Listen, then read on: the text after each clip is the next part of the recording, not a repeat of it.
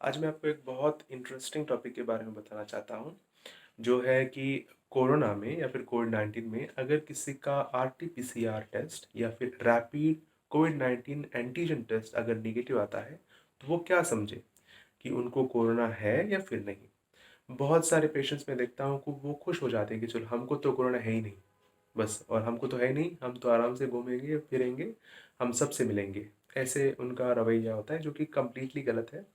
कोई भी पर्सन हो, कोई भी पेशेंट हो जिनको सर्दी, खाँसी, ज़ुकाम, बुखार, गले में दर्द हो, नाक बंद हो या फिर स्मेल चली गई हो या फिर टेस्ट चली गई हो, वीकनेस है, बदन दर्द है, कंपल्सरी नहीं कि ये सभी सिम्पटम्स हो, इसमें से कोई भी सिम्पटम रह सकता है।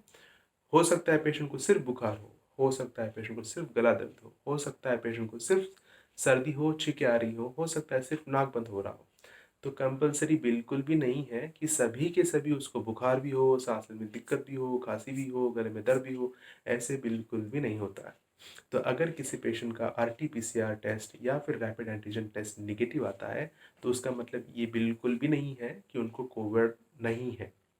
तो ऐसे पेशेंट को स्ट्रिक्टली फिर भी 10 से 14 दिन के लिए अलग से रहना चाहिए, क्योंकि जिन लोगों की उम्र 35 साल से नीचे होती है, उन पेशेंट्स को खासतर कुछ प्रॉब्लम्स नहीं होते हैं।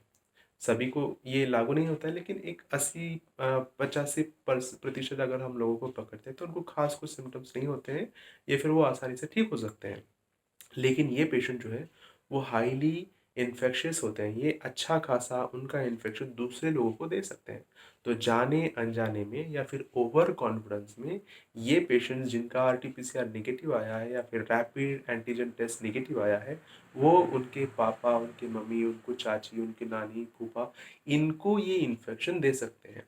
जो कि बिल्कुल भी सही बात नहीं है, क्योंकि उनका जो एज है वो ज़्यादा है, उनको काफ़ी तकलीफ़ें झेलनी पड़ सकती है।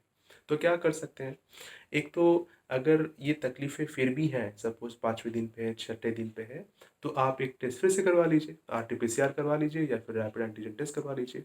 या फिर दूसरी चीज़ है, आप आपके फेफड़ों का या फिर चेस्ट का सीटी स्कैन करा सकते हैं, जिसमें एक सिस्टम दी जाती है सीटी स्कैन की रिपोर्ट में। उसमें रहता है कोरैड सिस्टम, कोरैड 1, कोरैड 2, कोरैड 3, कोरैड 4, कोरैड 5 और कोरैड 6।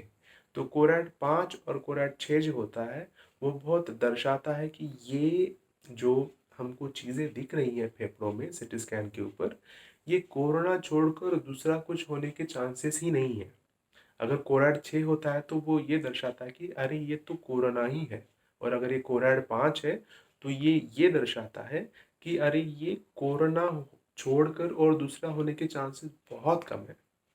तो अगर कोरैड 4 या फिर उसके नीचे होता है तो हम कह सकते हैं कि शायद कोई दूसरी बीमारी हो। लेकिन कोरैड में अगर कोरैड 5 या फिर कोरैड 6 है, तो वो ज़रूर दर्शाता है कि कोरोना होने के चांसेस बहुत ज़्यादा है। ऐसे पेशेंट्स को उनके डॉक्टर ने जो दवाइयाँ दी होती हैं, जैसे फेविपिरावीर है या जैसे स्टेरॉइड्स है, जो सपोर्टिव ट्रीटमेंट है, उसको लेना चाहिए।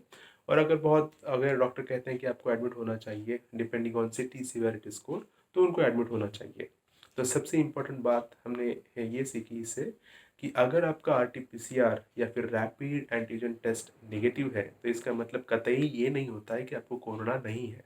आपको कोरोना हो ही सकता है, इसलिए आपके खुद के भलाई के लिए और आपके बाकी जो मम्मी, पापा, चाचा, फूफा, नानी जो भी हैं, उनके भलाई के लिए ये बहुत आवश्यक है कि आप फिर भी 10 से 14 दिन तक के लिए अलग रहें, क्योंकि टेस्ट नेगेटिव आ ही सकता है। और एक 5 से 6 दिन के बाद आप एक तो आपका आरटी-पीसीआर फिर से करवा लीजिए, रैपिड एंटीजन फिर से करवा लीजिए, या फिर आपका सीटी स्कैन करवा लीजिए, और उसके हिसाब से आगे हम उसके हिसाब से चल सकते हैं।